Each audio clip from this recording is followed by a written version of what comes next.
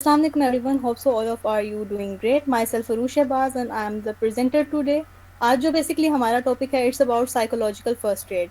तो सबसे पहले स्टार्ट करने से पहले मेरा आप सब लोगों से एक क्वेश्चन है. आप सब लोगों ने एक वर्ड सुना होगा that is about medical first aid.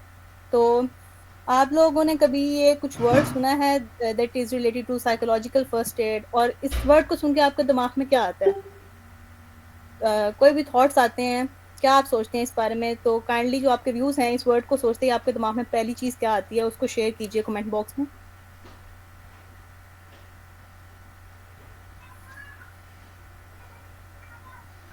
You people can respond by typing in the comment section, in the message section.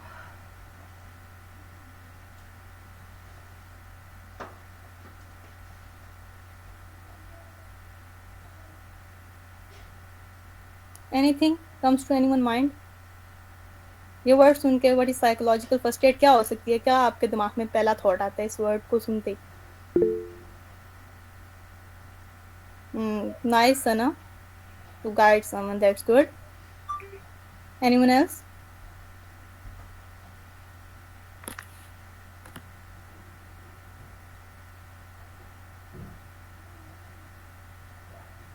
Okay, so I think so I should start now. सबसे पहले बेसिकली हम इसकी definition से start करते हैं कि psychological first add basically होती क्या है. तो आपके सामने प्रेजेंट हो रहा है स्लाइड पे, इसकी एक पेट डेफिनेशन है जो कि हम फॉलो करते हैं. It is about a humane supportive response to a fellow human being who is suffering and who may need support.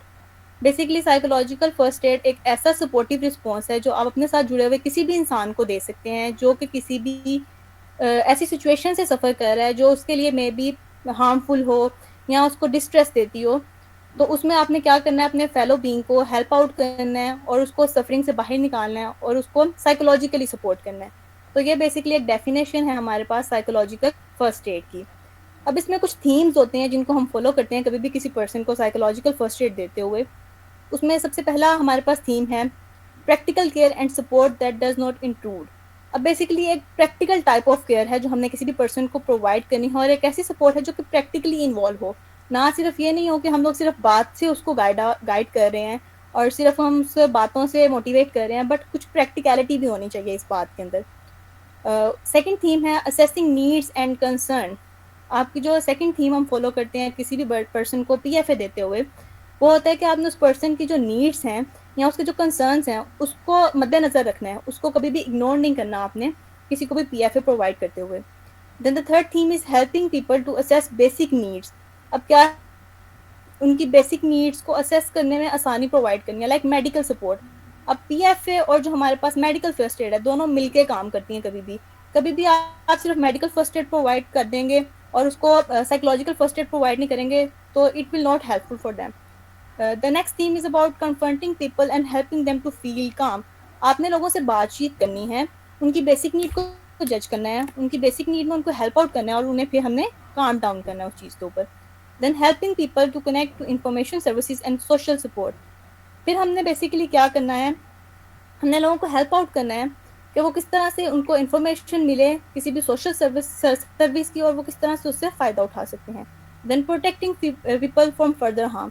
फिर हमने लोगों को हेल्प आउट करना है कि फर्दर हार्म होने से वो अपने आप को किस तरह से बचा सकते हैं.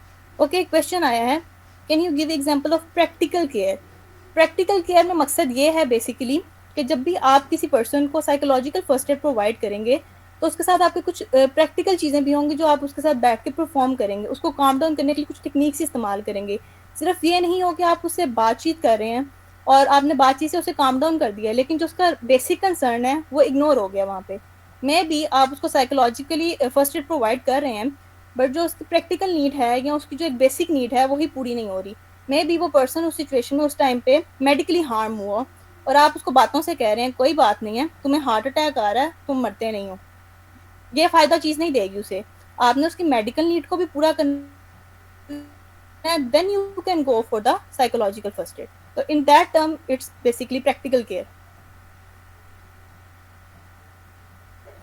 ओके, आज की ट्रेनिंग के जो बेसिकली ऑब्जेक्टिव्स हैं हमारे वो क्या क्या हैं उस पर बात करते हैं अब हम. इट्स अबाउट अंडरस्टैंडिंग की points of psychological first add. हम कुछ की पॉइंट्स हैं हमारे पास साइकोलॉजिकल फर्स्ट एड के, जिसको हमने समझना है और उसके बाद ही हम इसको इम्प्लीमेंट कर सकते हैं अपनी लाइफ में। Then increase awareness of the signs and symptom of stress. लोगों के अंदर इस चीज़ की अवेयरनेस पैदा करनी है कि किस तरह से साइंस और सिम्टम्स हैं जो हमारे पास स्ट्रेस के, वो इफेक्ट आउट करते हैं किसी पर्सन को, और आप उस टाइम में उनको कैसे हेल्प आउट कर सकते हैं। उसके अलावा हमने कुछ इस तरह की स्ट्रेटजीज आइडेंटिफाई करनी है जो हमारे पास जिस स्ट्रेस की सिचुएशन है उसको लिमिट कर दे, और उसके अलावा जो नेगेटिव हेल्थ बिहेवियर्स हैं उनको हम किस तरह से स्ट्रेटजीज के थ्रू इम्प्रूव कर सकें। देन हमने ऐसी स्ट्रेटजीज आइडेंटिफाई करनी है जो कि हमें रिजिलियंस किसी भी पर्सन में प्रमोट करे और रिस्पॉन्डर को रिजिलियंस सिखाए।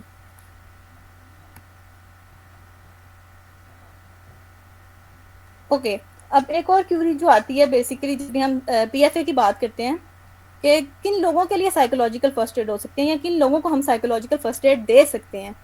अब वो किसी भी एज ग्रुप से हो सकते हैं, किसी भी जेंडर से हो सकते हैं, किसी भी एथनिसिटी से हो सकते हैं। आप सबको साइकोलॉजिकल फर्स्ट एड प्रोवाइड करेंगे क्योंकि आपकी ये ड्यूटी है, और ये सिर्फ किसी एक स्पेसिफिक पर्सन का रोल नहीं है कि एक पीएफए प्रोवाइडर है या एक इस तरह से हेल्थ केयर असिस्टेंट है या साइकोलॉजिस्ट है या थेरेपिस्ट है, वही प्रोवाइड करेगा।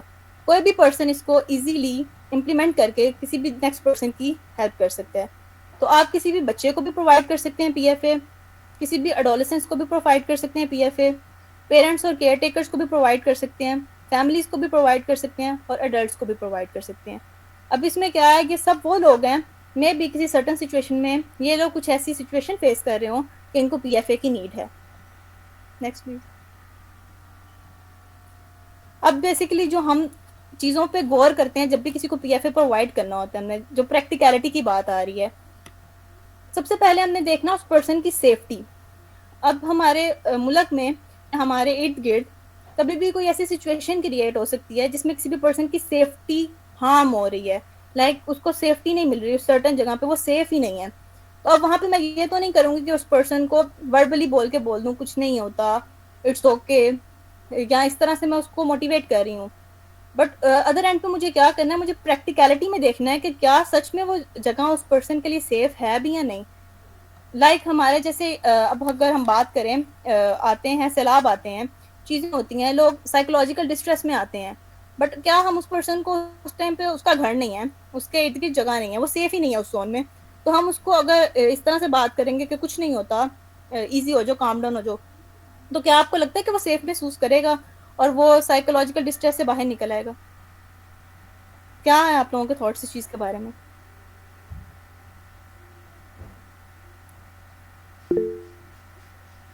Yes Rafia, you can ask. Yes, अस्सलाम वालेकुम महमूद। मैं यहाँ पे ये बात करना चाहूँगी, जैसे कि आपने बहुत अच्छी बात किया है कि देखिए जैसे सैलाब आया था हमारे मुल्क में सिंध साइड पे, तो हम लोग उन्हें सिर्फ मोटिवेट नहीं कर सकते कि जी फ़लाँ कंपनी आएगी, फ़लाँ गवर्नमेंट आएगी। हमें प्रैक्टिकल करना चाहिए, हमें चाहिए कि हम एनजीओ के साथ, मुख्तलिफ लोगों के साथ हम मिल के उनके, यानी कि गवर्नमेंट का भी आने का इंतज़ार ना करें, हम लोग खुद से उनकी हेल्प करें। कम से कम उनको बेसिक नीड, जैसे आपने बात की है, खाने की, पानी की और कपड़ों की, और अगर नहीं है तो टेंट वगैरह के लिए उन्हें कुछ चीज़ें प्रोवाइड की जाएँ।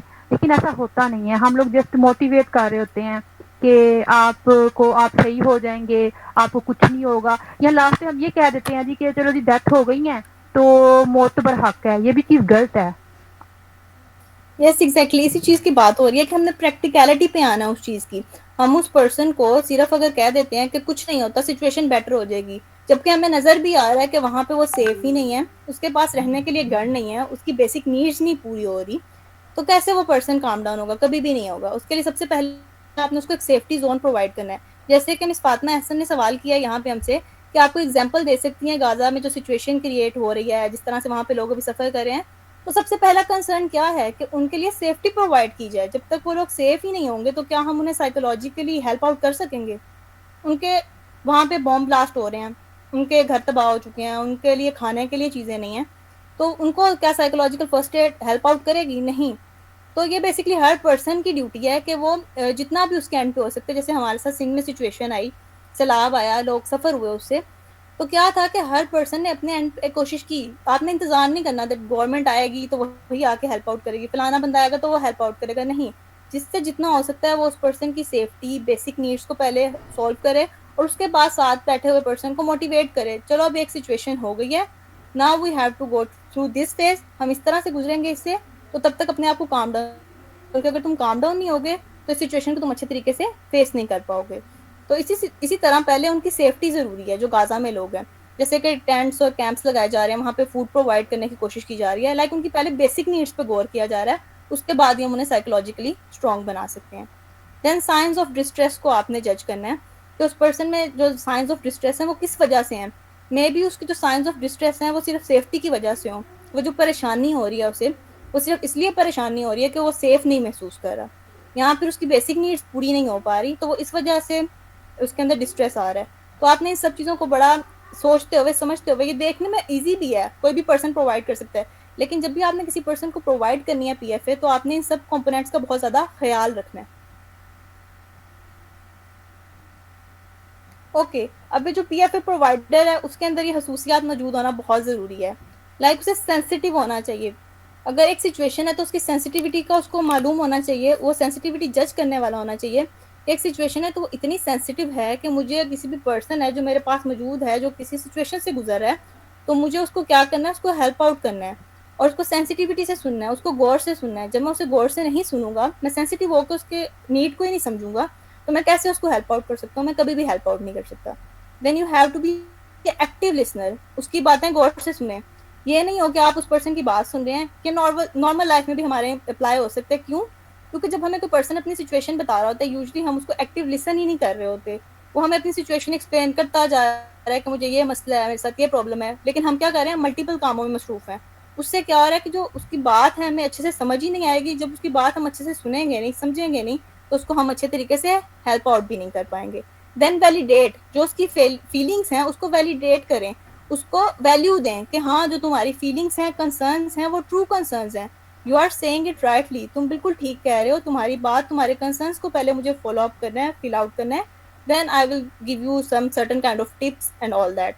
देन एक्सप्लोर, अदर रीजंस भी हो सकती हैं बाजू का, तो पर्सन जो आपसे शेयर नहीं कर पा रहा। अब एक्सप्लोर का मतलब यह है कि अगर उसके फैमिली मेम्बर्स हैं कोई, या may be someone is missing जिसको वो ढूंढना चाह रहे हैं, कोई बैकग्राउंड में कोई और भी रीजन हो सकती है, तो आप उस रीजन को भी एक्सप्लोर आउट करें कि असल वजह क्या है उसकी डिस्ट्रेस की। Then you can help out. The next thing is encourage.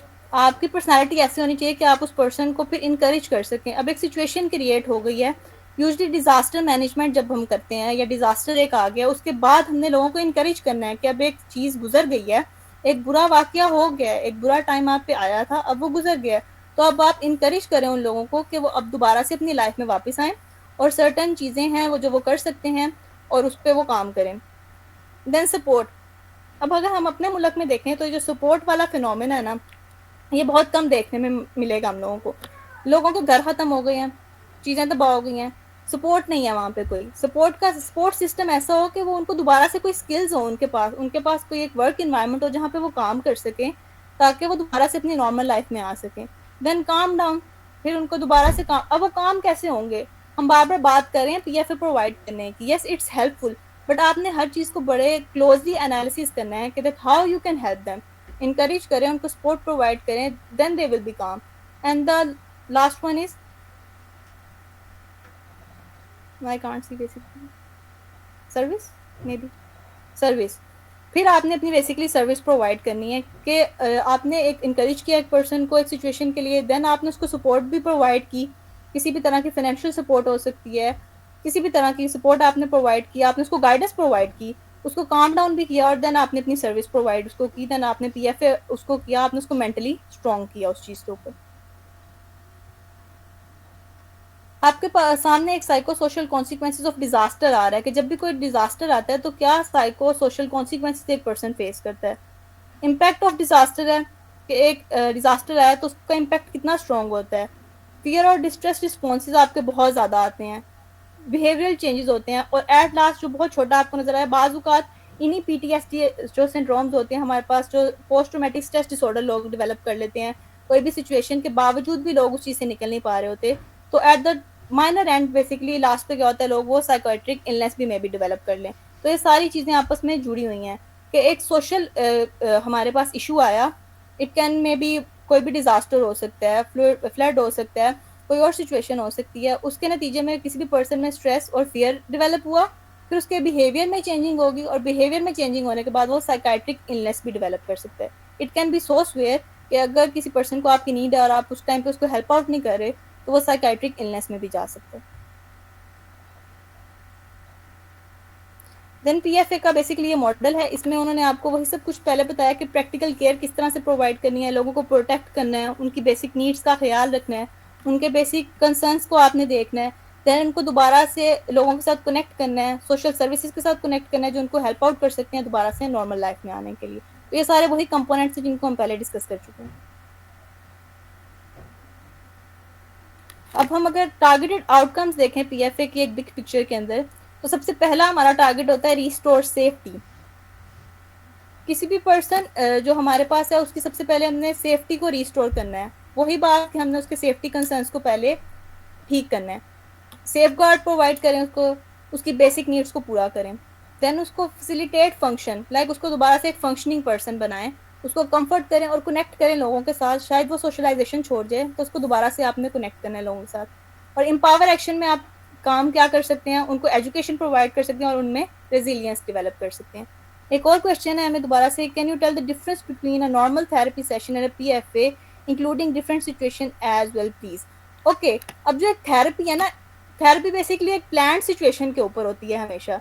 कोई भी एक पर्सन है वो एक सर्टन इशू के साथ आ रहा है, तो हम उसके जो भी इश्यूज हैं उनको सुनते हुए, और एक प्रोफेशनल पर्सन है वही सिर्फ थेरेपी प्रोवाइड करता है। लेकिन पीएफए एक ऐसी चीज है कि आपके साथ बैठा हुआ अगर दोस्त भी फॉर एग्जांपल किसी डिस्ट्रेस सिचुएशन में है तो आप उसको हेल्प आउट कर सकते हैं। जैसे कि इसकी अगर आपको एग्जांपल मैं दूं, आपके साथ एक दोस्त बैठा है और सडनली वो रोने लग गया, तो आप क्या करेंगे?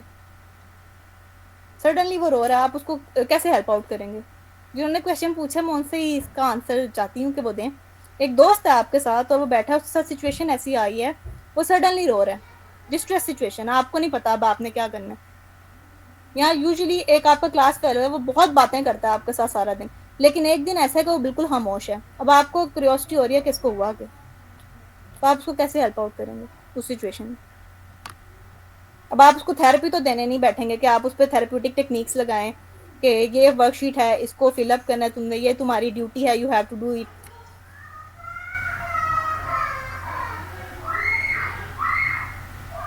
Yes, you are right. Basically सबसे पहले क्या, आप उसको बोलने दें, उसके कंसर्न को जाने, उसका कंसर्न है क्या, किस वजह से आज वो खामोश है या किस वजह से वो रो रहा है। जब आप उसकी सिचुएशन को समझेंगे, जानेंगे that there is a certain issue, ये वजह है, then you can help him out और हल आउट। फिर ही आप उसको हेल्प कर सकेंगे उस सिचुएशन से बाहर निकालने के लिए। जब आप उसको सुनेंगे ही नहीं, आप थेरेपी तो उसको दे ही नहीं सकते ना उस सिचुएशन में, क्योंकि थेरेपी जब हम किसी पर्सन हमारे पास कोई डिसऑर्डर के साथ भी आता है, उसे भी हम फौरन थेरेपी में नहीं लेके जाते कि आज आए, हिस्ट्री ली है, okay let's start your therapy. No, हम पहले उसको सुनते हैं कि उसके इश्यूज क्या हैं, कंसर्न्स क्या हैं जिसकी वजह से वो इस सिचुएशन में है। मे बी उस पर्सन को तो डिसऑर्डर डेवलप हुआ है, लेकिन उसके बैक एंड में शायद उसको थेरेपी देने से ज़्यादा हमें किसी और को थेरेपी देने की ज़रूरत है जो उसकी फैमिली में से है। तो पीएफए में यही सीन है कि ये एक थेरेपी नहीं है, ये एक जनरल सी ट्रेनिंग है, टाइप ऑफ गाइडेंस है जो आप किसी भी अपने पर्सन को, जो भी डिस्ट्रेस सिचुएशन में आता है, आपके साथ आपको कोलीग है, उसके साथ ऐसी सिचुएशन होती है कि वो अचानक से रोने लग गया, बिल्कुल खामोश हो गया, सडनली कोई डेथ की न्यूज़ आ जाती है किसी लव्ड वन की, और वो बंदा स्ट्रोक में चला गया, तो आपने उनको कैसे हेल्प आउट करना है ताकि वो जो लेट टर्म में उससे इफेक्ट आउट ना हो।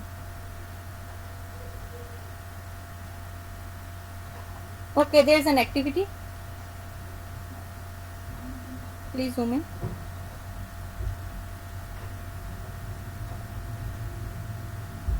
ओके, बेसिकली अब एक रोल प्ले है।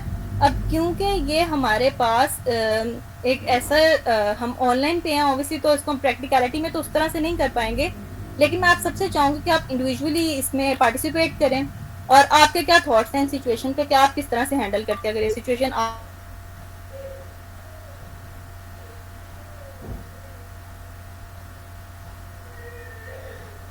और साथ में कोई नोटबुक रख लें जिसपे आप अपना आंसर लिख सकें, ताकि बाद में आप शेयर कर सकें माइक ओपन करके, बिकॉज मैं चाहूँगी कि आप लोग पार्टिसिपेट करें।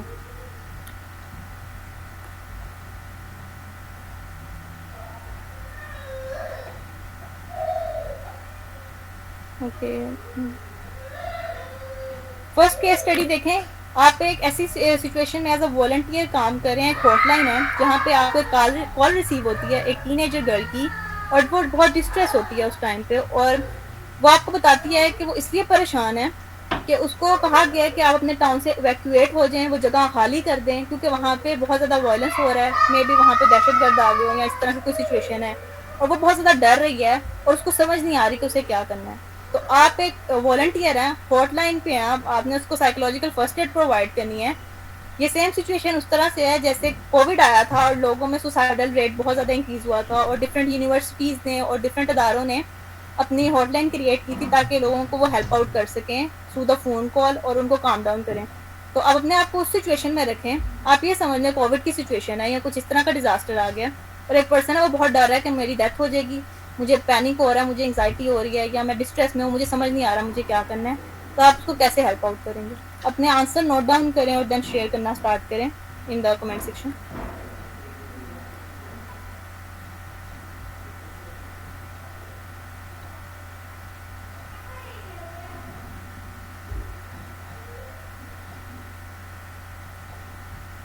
उसके बाद जो बोलना चाहे वो हैंड रेज करे ताकि मैं उसको अलाउ करूंगी कि वो बोल ले।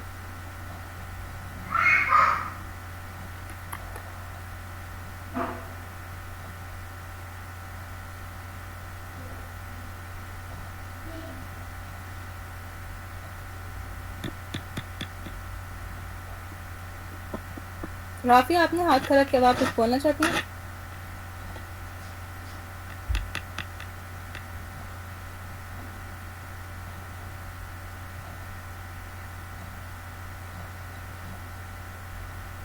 राफिया, आप अपना माइक ओपन कर सकती हैं अगर आप कुछ बोलना चाह रही हैं तो।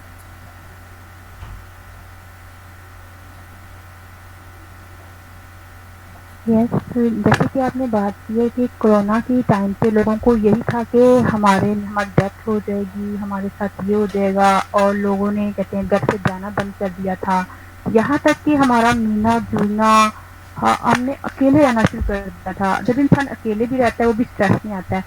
सबसे पहले तो हमें ये करना चाहिए कि उन्हें कहते हैं मौत के बारे में बताना चाहिए कि हम मुसलमान हैं, जैसे कि हमें अपने इस्लाम को लेकर हम दीन से बहुत दूर हैं, हमने अपने मुसलमान होने के साथ यानी कि मुसलमानों को भी करना चाहिए। लेकिन हाँ, सबसे पहले देखिए हमारे साथ मुख्तलिफ कम्युनिटी के लोग भी रहते हैं, हमें ये भी देखना पड़ता है, क्योंकि एज आ सोशल वर्कर या एज आ साइकोलॉजिस्ट हम लोग किसी कम्युनिटी के लोगों को या मुस्लिम कम्युनिटी को दोनों को देखते हैं, हम ह्यूमन बीइंग को देखते हैं।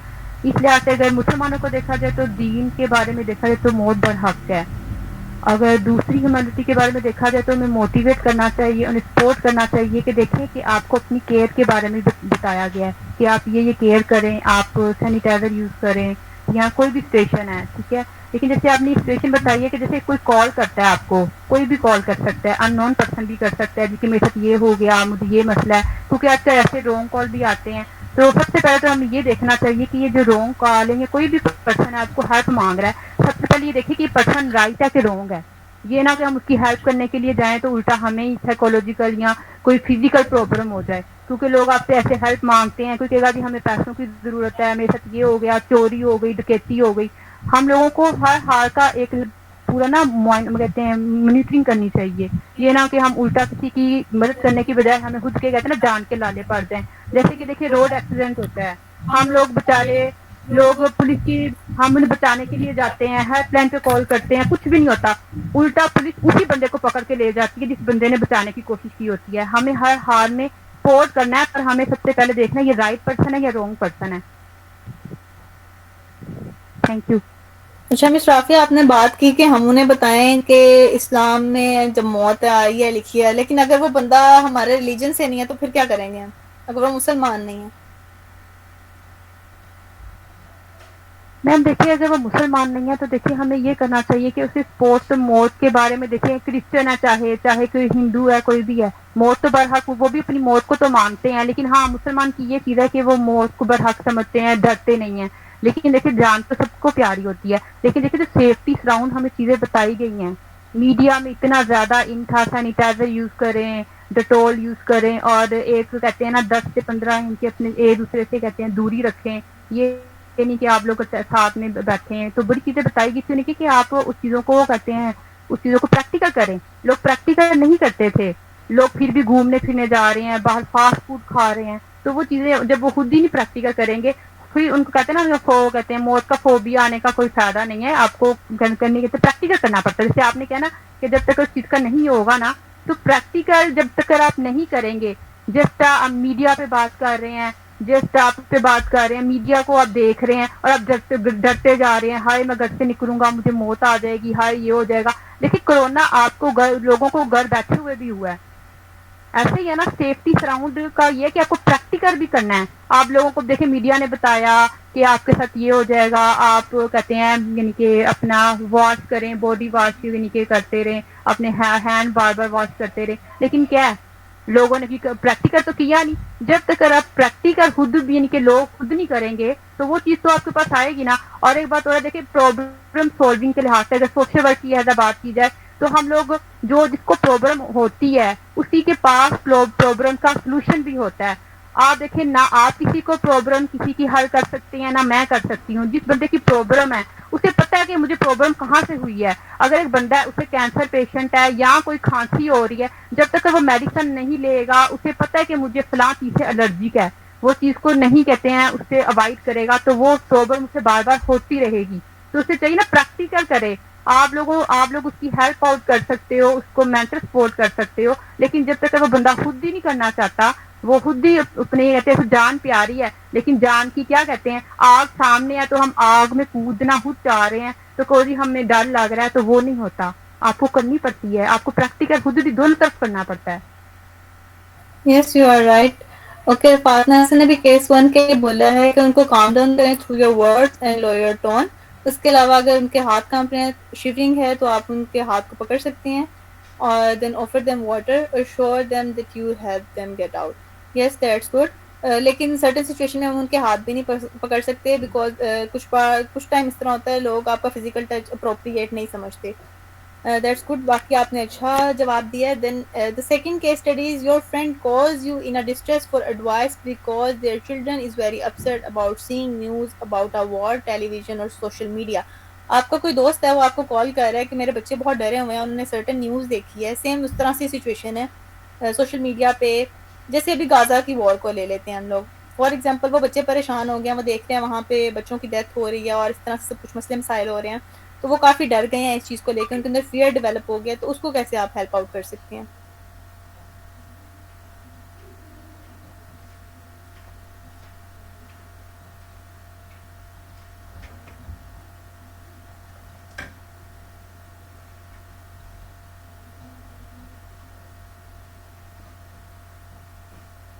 यस प्लीज़ एवरीवन अपनी अटेंडेंस पे मार्क करते जाइएगा व्हाट्सएप ग्रुप में जो लोग ऐड हैं।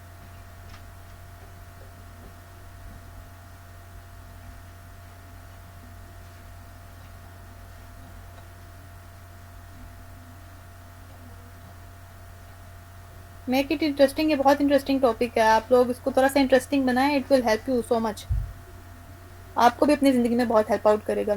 सर्टन टाइम हम लोग खुद भी ऐसी सिचुएशन शायद फेस कर रहे हो कि हमें खुद को ही पीएफए की ज़रूरत हो, तो be your own PFA provider, ताकि आपको किसी और की ज़रूरत नहीं पड़े।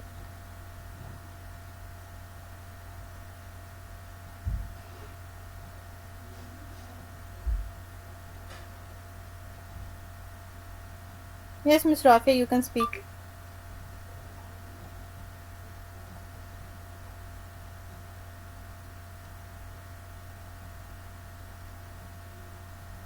Miss Rafia, your mic is not open if you are talking. Ma'am देखिए, जैसे आपने बात की गजा के बच्चों की, आप देखिए वहाँ पे खून में लथपथ बच्चों को दिखाया जा रहा है और अल्लाह माफ़ करे उनके बॉडी पार्ट दिखाए जा रहे हैं। सबसे पहले मीडिया को अवॉइड करना चाहिए कि हर एक इनके कोई जो पर्सन है वो स्ट्रॉन्ग नहीं होता, और पेरेंट्स को चाहिए कि आप लोग जैसे सोशल मीडिया पे अपने बच्चों के हाथ में मोबाइल पकड़ाए होते हैं या आप लोगों ने टीवी ऐसे लगाए होते हैं, तो बच्चों से आप लोग उस चीज़ को परहेज करें कि छोटे बच्चे, आपको पता है कि उनके मेंटल जो लेवल होता है बहुत उतना ज़्यादा स्ट्रॉन्ग नहीं होता। जैसे किसी का जैसे वो बॉम्ब ब्लास्ट हो रहे हैं, बॉडी पार्ट अलग हैं, बच्चे रो रहे हैं, आपको पता है बच्चों के लिए फेयर बन जाता है। वो सोचते हैं जब तो उनके हाथ में वो चीज़ बन के आ रही है, वो सामने है तो डर जाते हैं। आपको पहले खुद कहते हैं उस चीज़ को अवॉइड करना चाहिए। हम लोग खुद अवॉइड नहीं करते, बच्चों को मोबाइल पकड़ा देते हैं, ऐसा नहीं करना चाहिए। और स्पोर्ट्स की बात की जाए, जैसे कि ज़ैनब केस का भी आपने सुना होगा, ज़ैनब केस का भी यही वाकया था, जैसे कि देखें बच्चों के अंदर वो फेयर पैदा हो गया था, पेरेंट्स के अंदर की चीज़ पैदा हो गई थी कि हमने बच्चों को भेजना ही नहीं है स्कूल, क्योंकि हमारे बच्चों के साथ ये हो रहा है। तो पहले बात होती है हम लोग अपनी सेफ्टी सराउंड सबसे पहले आपके पेरेंट्स करते हैं, और हमारा सोशल मीडिया इतना इन हो चुका है कि वो हर चीज़ ओपन दिखा रहे हैं। इतना भी ओपननेस नहीं होना चाहिए। सोशल मीडिया सबसे ज़्यादा हमें इस चीज़ के लिए कर रहा है कि खुद हम लोग साइकोलॉजिकल प्रॉब्लम में आ रहे हैं। इतना ज़्यादा जो चीज़ें दिखाने वाली हैं वो दिखाया जाए, क्योंकि सारी फैमिली बच्चे देख रहे होते हैं। ये चीज़ें हमें प्रोवाइड नहीं करनी चाहिए। ओके मुशराफी, बेसिकली आपका कहना यही है कि सबसे पहले हम उस बच्चे को सेफ्टी महसूस करवाएंगे, और सेफ करवाना सबसे पहला रोल होगा उनके पेरेंट्स का, जो उनको ऐसा महसूस कराएंगे that you are safe in a certain situation. Okay, case study number 3. Your work colleagues start telling you how completely overwhelmed and exhausted they feel due to all the extra work they are being asked to do related to humanitarian. Scroll करें. Crisis. They feel like they can't say no to the work and shouldn't complain because people affected are worse off than they are. Basically एक ऐसी situation है कि आपके साथ आपको colleague है और वो आपको बता रहा है कि वो कितना ज़्यादा एग्जॉस्टेड है एक्स्ट्रा काम करके, क्योंकि ह्यूमैनिटेरियन क्राइसिस आए हैं और उसको कहा जा रहा है कि वो एक्स्ट्रा काम करे, और वो नो भी नहीं कह सकता, कंप्लेन भी नहीं कर सकता, क्योंकि उसको पता है कि जो लोग भी हैं वो भी अफेक्ट आउट है, लेकिन दूसरे भी अफेक्ट आउट हैं उसी तरह से, और वो ना भी नहीं कह पा रहा और वो थक भी रहा है और एग्जॉस्टेड भी हो रहा है, और मे भी उसके इस वजह से जो वर्कलोड है वो अच्छे से काम भी परफॉर्म नहीं कर पा रहा और उसकी जो साइकोलॉजिकल हेल्थ है वो इफेक्ट आउट हो रही है। तो आप उसको इस कैसे पीएफए प्रोवाइड करेंगे और काम डाउन करेंगे, और क्या टेक्निक्स आप उसको कहेंगे कि you can go for it?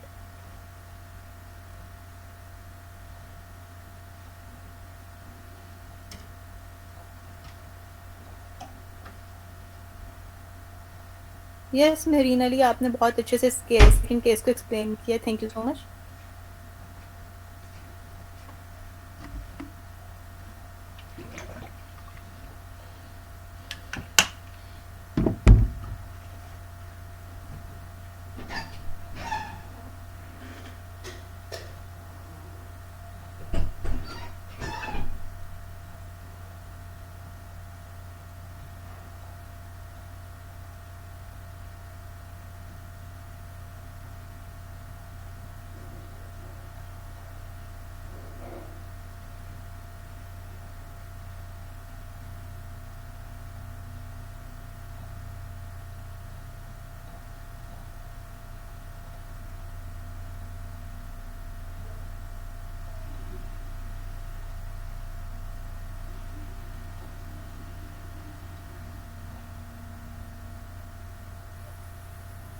चलें, अगर आप लोगों को ये वाली सिचुएशन बोरिंग लग रही है तो आप अपनी लाइफ से कोई सिचुएशन बताएं, कभी आपने किसी को हेल्प आउट किया हो इस तरह की सिचुएशन में, जब उन्होंने क्राइसिस फील किया हो, फेस किया हो, और आपने उनको हेल्प आउट किया हो।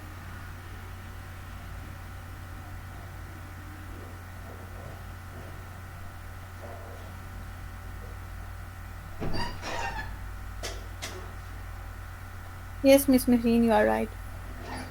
उन्होंने बहुत अच्छे से आंसर किया। मैं आप सब लोगों के लिए पढ़ना चाहूँगी कि सबसे पहले आप अपने दोस्त को सुने और उसको इस बात का एहसास दिलाएं कि सबसे पहले उसको ज़रूरत है कि वो अपना ख्याल रखे और अपनी टेक केयर करे, फिर दूसरों को हेल्प आउट करे। बेसिकली क्या आपने उसको सिखाना है कि वो अपने आप को प्रायोरिटी देना सीखे और नो कहना भी सीखे, बिकॉज ज़िंदगी में नो कहना बहुत इंपॉर्टेंट है। अगर आप हर चीज़ पे येस कहते जाएंगे तो आप एग्जॉस्ट भी होंगे और अफेक्ट भी होंगे इससे। और दूसरा, आपने उसको रियलाइजेशन करानी है कि इसमें कोई बुराई नहीं है अगर तुम एग्जॉस्टेड फील कर रहे हो, थका हुआ महसूस कर रहे हो। हर पर्सन ऐसा फील कर सकता है, लेकिन इसके लिए क्या ज़रूरी है कि तुम अपने आप को प्रायोरिटी देना सीखो। जब तुम अपने आप को प्रायोरिटी देना सीखोगे तो तुम नो कहना भी सीखोगे और फिर तुम्हें इतना वर्कलोड भी नहीं आएगा। और देन आप कुछ उसको टेक्निक सिखा सकते हैं इस तरह की जो कि उसको हेल्प आउट कर सकते हैं इस तरह की सिचुएशन में जब वो एग्जॉस्टेड हो।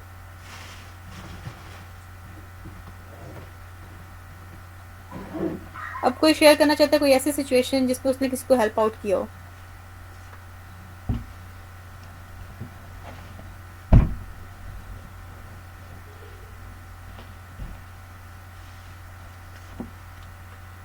Anyone can open your mic and share your thoughts and anything.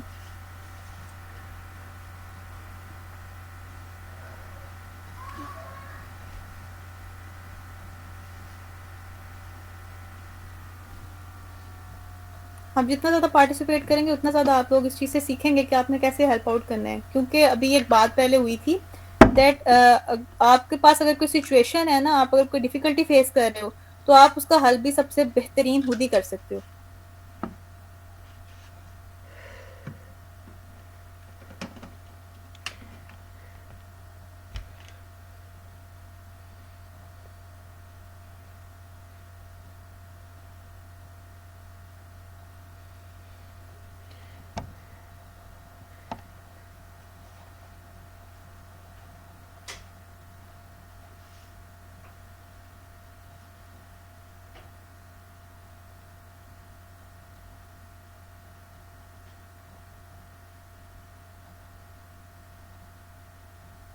Okay, आपके सामने प्रोवाइडर वर्कशीट्स हैं कुछ। जब आप एज अ प्रोवाइडर एक किसी ऐसी सेटिंग में काम करें जहाँ पे आप ऑफिशियली पीएफए प्रोवाइडर हैं, तो आप इस तरह की शीट्स को इस्तेमाल करते हैं। इसमें आपको ऑब्वियसली नज़र आ रहा होगा सर्वाइवर की करंट नीड्स, डेट क्या है, प्रोवाइडर का नाम क्या है, सर्वाइवर का नाम क्या है, कौन सी लोकेशन है, देन आप बेसिकली किस तरह से हेल्प कौन से सेक्शन से बेसिकली वो पर्सन बिलोंग करता है, like he is a child, adolescence, adult, a family or group. Yes, there's a hand raise. You can say someone raised hand. Assalamualaikum. Walaikum assalam. I got a situation here. Yes, yes. After watching a lot of horror movies or cartoons, kids are really afraid. They don't Yes, yes. even go out from room to drink water. So did you help them So out? how should we? How should we? I tried my level best, but I did not see like satisfying results. How should we help them? Like I had to take advice here. Okay, basically सबसे पहले तो ना हमें बच्चों को इस तरह के कंटेंट से दूर रखना है, कोशिश करनी है मैक्सिमम कोशिश के हम बच्चों को इस तरह के कंटेंट से दूर रखें। लेकिन आजकल के बच्चे ऑब्वियसली जो हैं खुद इस तरह का कंटेंट भी सर्च कर लेते हैं और दे लव सीइंग इट और एंजॉय करते हैं उस चीज़ को। बट बाज़ औक़ात बच्चे जब ज़्यादा देखते हैं तो वो अपने ऊपर इस चीज़ को हावी भी कर लेते हैं।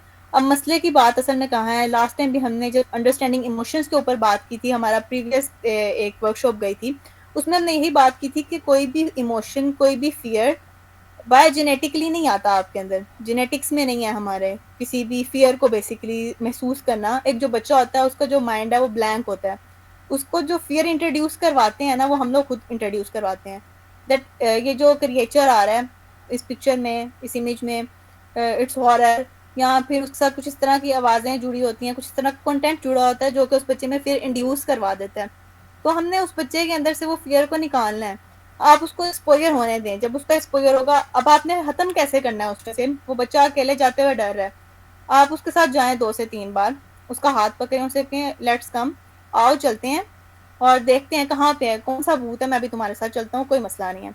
जब आप 2 से 3 बार उस बच्चे को एक्सपोज़र करवाएँगे और वहाँ पे कोई चीज़ नहीं होगी, तो उसके अंदर से डर आहिस्ता-आहिस्ता निकलेगा।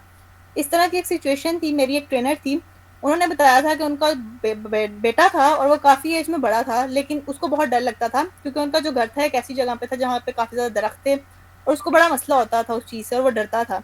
तो उन्होंने क्या किया उस सिचुएशन में, उन्होंने उस बच्चे को कहा सारे घर की लाइटें ऑफ करो, तुम ही करोगे। उस बच्चे ने लाइट्स ऑफ की, फिर उनकी वालदा ने उनका हाथ पकड़ा, उन्हें एक-एक कोने में जहाँ-जहाँ उसको डर लगता था कि यहाँ पे भूत हो सकता है, यहाँ पे चुड़ैल हो सकती है, यहाँ पे दरख्त है, यहाँ पे इस तरह से महसूस होता है। उनकी जो मदर थी, वो उनको उस जगह पे लेकर गई, उनके साथ गई और उनको कहा, "हाँ, देखो अब कहाँ पे भूत है, मैं तुम्हारे साथ हूँ। There is not a certain situation, कोई मसला नहीं है, तुम इसको एक्सपोज़र करो, आओ मिलके करते हैं। अगर होगा भी तो जैसे हम ऑब्वियसली पहले बात हुई थी इस्लाम से रिलेटेड, तो हम बच्चों को सर्टेन दुआ सिखाते हैं, उनको ये चीज़ें सिखाते हैं। अब उनके अंदर से हम ये फ़ियर तभी रिमूव कर सकेंगे जब हम उन्हें एक्सपोज़र करवाएँगे उस चीज़ का। एक तो चीज़ ये है कि आप उनको वो कंटेंट अवॉइड करवाने की कोशिश करें, दूसरा उनको एक्सपोज़ करवाएँ उन सिचुएशन में, उनके साथ चलें, उन्हें बताएँ कि ये चीज़ें हैं, ओके, दैट्स गुड, बट अभी जो तुम फ़ील कर रहे हो यहाँ पे कुछ नहीं है, मैं तुम्हारे साथ खुद जाता हूँ, लेट्स चेक इट आउट, देखते हैं इस चीज़ को कहाँ पे है कोई भूत, आओ दोनों मिलके ढूँढते हैं। तो आप उस चीज़ को एक फ़न एक्टिविटी बना दें। जब आप उसको एक फ़न एक्टिविटी बनाएँगे, आप उसके साथ जाएँगे भी, तो उस बच्चे का जब एक्सपोज़र होगा, वो खुद देखेगा कि यहाँ पे सर्टेन चीज़ नहीं है, तो उसका जो फ़ियर है वो रिमूव हो जाएगा। क्योंकि उन्होंने जब ऐसा किया तो उनका बच्चा बाद में इतना ज़्यादा उस चीज़ पे स्ट्रॉन्ग हो गया था कि वो फिर खुद सब घर की लाइटें भी ऑफ़ करता था। वो उन जगहों पे भी जाना स्टार्ट हो गया था और उसके अंदर से ये फ़ियर रिमूव हो गया। आपने स्टिमुलस से बेसिकली उसको एक्सपोज़ करवाना है। Thank you. You are welcome. Okay, तो हम बात करें प्रोवाइडर वर्कशीट की। ये आपके पास होती है जब भी आप किसी फिजिकल सेटिंग में काम कर रहे हैं और सर्टन जगह पे आप प्रोवाइड करें किसी भी पर्सन को, तो आपके पास कुछ चेकलिस्ट हैं। लाइक आप बिहेवियरल सिम्टम्स देखेंगे उस पर्सन में क्या है, इमोशनल सिम्टम्स वो क्या फील कर रहा है, फिजिकल सिम्टम्स क्या फील कर रहा है, कॉग्निटिव सिम्टम्स क्या फील कर रहा है, उसके अलावा क्या डिफिकल्टीज हो सकती हैं, उनकी चेकलिस्ट है आपके पास। फिर आपका क्या प्लान होगा, किसको आप रेफर करेंगे। मे भी जैसे हमने बात की थी, सबसे पहले हमने उसकी बेसिक नीड्स देखनी है, कोई इस तरह की इंजरी तो नहीं है, उसको पहले मेडिकल नीड की ज़रूरत तो नहीं है। तो हम ये चेकलिस्ट करते हुए उसको फिर सर्टेन पर्सन को रेफर करेंगे जो उसको नेक्स्ट हेल्प आउट करेगा। लेकिन ये उस सिचुएशन में कि जब आप किसी ऑफिशियल सेटिंग में काम कर रहे हैं। अब जो नेक्स्ट वर्कशीट है ये भी प्रोवाइडर की वर्कशीट है, लेकिन ये साइकोलॉजिकल फर्स्ट एड के कंपोनेंट्स को बेसिकली डील करती है। क्या आपने क्या किया है, पहले आपने उसको किस तरह से हेल्प आउट किया है, क्या उसकी सेफ्टी नीड्स और कंफर्ट को आपने चेकलिस्ट किया है जब आप पूरा करते जा रहे हैं। फिर आपने उसको क्या स्टेबलाइज किया, आपने इन्फॉर्मेशन गैदर की उसके बारे में, आपने क्या क्या प्रैक्टिकल असिस्टेंस उसको हेल्प आउट की, क्या आपने उसको सोशल सपोर्ट्स या लोगों का रेफरल बताया कि अच्छा यहाँ पे आप जाएं, यहाँ से आपको हेल्प आउट होगा इस सिचुएशन में। आपने उसको हेल्प आउट किया कोपिंग करने में, और फिर किस तरह से आपने जो है लिंकेज क्रिएट किया सर्विसेज का उसके साथ, क्या उसका कनेक्ट हो भी पाया है या नहीं, क्या जिस जगह से उसको हेल्प आउट चाहिए थी उसको हेल्प मिल भी सकी या नहीं। अब ये उन्हीं सिचुएशंस में है कि आपके पास एक पर्सन आता है। अब जिस तरह से साइकोलॉजी स्टूडेंट्स के बारे में बात कर लेते हैं, एक साइकोलॉजिस्ट है, उसके पास एक सर्टन केस आ रहा है और वो उसमें एक्सपर्ट नहीं है। तो उस सिचुएशन में आपने क्या करना है कि आपने ये नहीं करना है कि that I will help him और हर। अगर आपको लग रहा है कि आपकी एक्सपर्टीज उस चीज़ में नहीं है, तो रेफर हिम और हर, उस पर्सन को आप रेफर कर दें toward the next person. May be वो उसको अच्छे से कर सके कोप अप। बाज़ औक़ात कुछ सिचुएशन होती हैं जिसमें काउंसलिंग हेल्प आउट कर सकती है, लेकिन बाज़ औक़ात कुछ सिचुएशंस ऐसी होती हैं जिसमें काउंसलिंग हेल्प आउट नहीं करेगी, साथ में मेडिकेशंस की ज़रूरत है, तो आपको किसी साइकियाट्रिस्ट को भी रिकमेंड करने की ज़रूरत है। सर्टेन सिचुएशन में कोई इंजरी हो सकती है और मेडिकल सिचुएशन भी क्रिएट हो गई है, तो हमें किसी जनरल फिजिशियन की ज़रूरत पड़ सकती है, न्यूरो फिजिशियन की ज़रूरत पड़ सकती है। तो इन सब चीज़ों को देखते हुए आपने जब भी किसी आप प्रोफेशनल सेटिंग में काम कर रहे हैं, तो तब आपने इस तरह से हेल्प आउट करना है। लेकिन अगर आप नॉर्मल सिचुएशन में भी किसी पर्सन को हेल्प आउट कर रहे हैं, तब भी आप इतने बाशऊर हैं कि आपको पता होगा उस पर्सन के साथ इशू क्या है, तो मुझे किसी प्रोफेशनल को उसको रेफर करना चाहिए या मैं अपने एंड पे उसको हेल्प आउट कर सकता हूँ।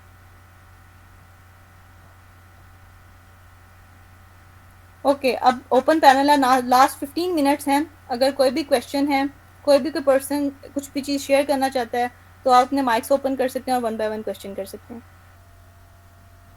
यस राफिया। जैसे मैम आपने बात की है कि आपकी बेसिक नीड आप सबसे पहले देखते हैं, ऐसे ही है अगर कोई इंसान की जैसे कि देखें उसे फेयर है, वो इतना ज़्यादा स्टीम लेवल पे हो गया है, उसकी फिजिकल प्रॉब्लम यानी कि आपको साइकोलॉजिकल प्रॉब्लम स्टार्ट हुई है, उसके बाद देखिए उसे ना खाने को दिल करता है ना सोने को दिल करता है, वो डर में है, खौफ में है या गुस्सा ज़्यादा कर रहा है, तो जैसे उसकी बेसिकली नीड तो ख़राब हो गई ना। तो आप देखिए क्या हम जाते हैं इनके मेडिकल, मुझसे मेडिकल की भी ज़रूरत पड़ गई है, तो अभी बताएं कि हम इस प्रेशर में हम लोगों को सबसे पहले से साइकोलॉजिकल देनी चाहिए या दोनों को इकट्ठा साथ में करना चाहिए?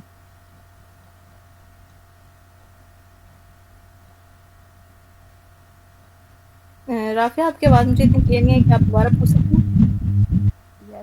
देखिए कि एक पर्सन है, उसे साइकोलॉजिकल प्रॉब्लम है, ठीक है, उसका इतना स्टीम लेवल चला गया है कि उसकी बेसिक नीड जैसे जैसे उसका सोना खाना पीना मुतासिर होने लग गया है और वो स्टीम लेवल पे मेडिकल की प्रॉब्लम में आ गया, उसे कोई ना कोई यानी कि मेडिकल या उसकी बॉडी में कोई मसला स्टार्ट हो गया। तो क्या हम इस दोनों चीज़ें साथ कर सकते हैं, मेडिकल यानी कि मेडिकल साइकोलॉजिकल, क्योंकि मेडिसिन का भी बहुत ज़्यादा असर होता है, आपको पता होगा कि हर मेडिसिन का भी असर मेंटल लेवल पे भी हो रहा होता है, क्या ये दोनों चीज़ें साथ कर सकते हैं आप लोग?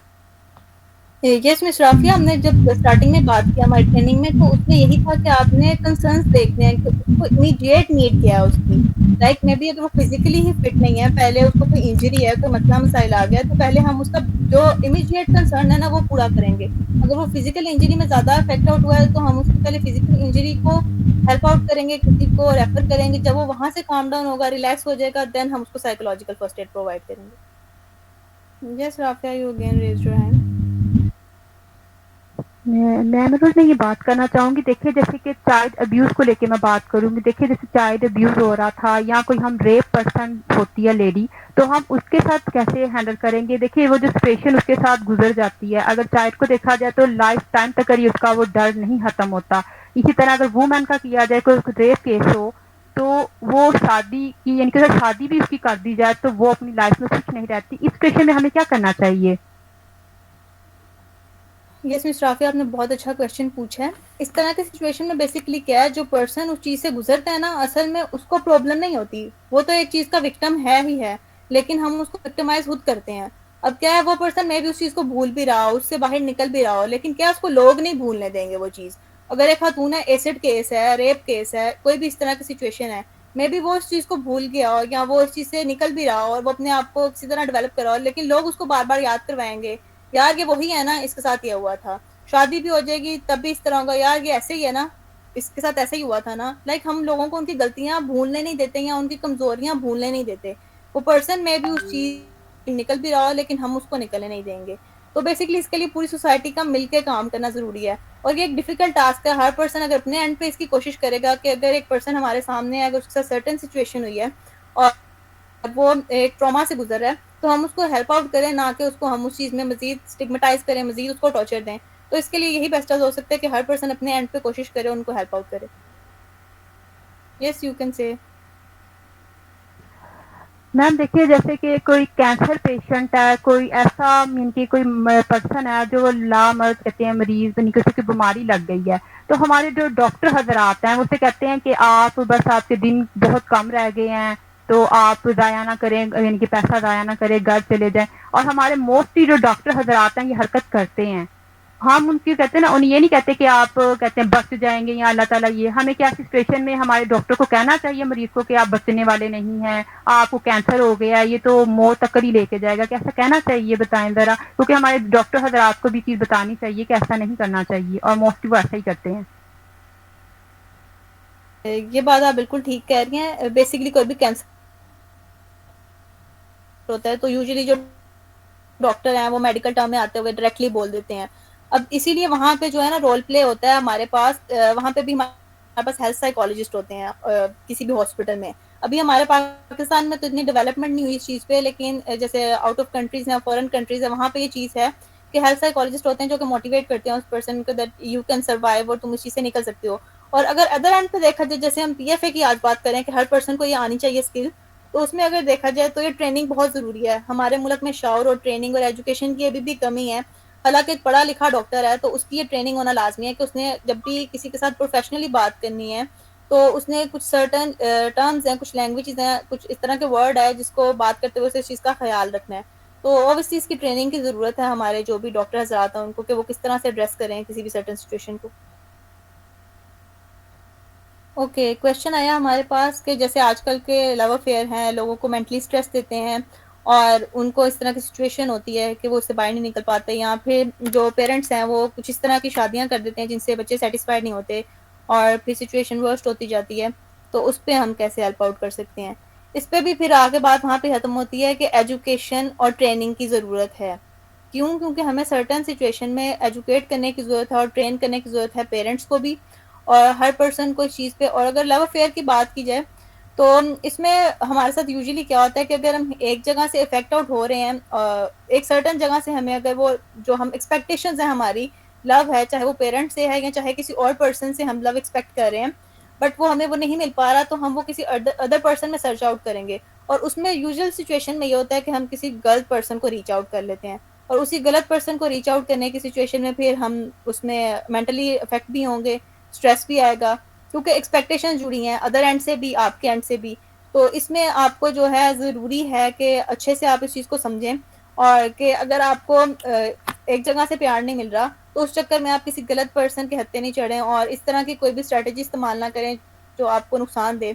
तो बाकी पेरेंट्स को इस पे करना चाहिए गौर कि हम लोग शादी कर रहे हैं तो सर्टन चीज़ें देख लें कि जो पर्सन जिससे हम उसकी शादी करें क्या बच्ची या बच्चा रेडी भी है शादी के लिए अभी या नहीं, या हम उसकी ज़बरदस्ती शादी कर रहे हैं। तो इसमें फिर एजुकेशन की कमी है और गाइडेंस की कमी है लोगों को। जी मिस राफिया।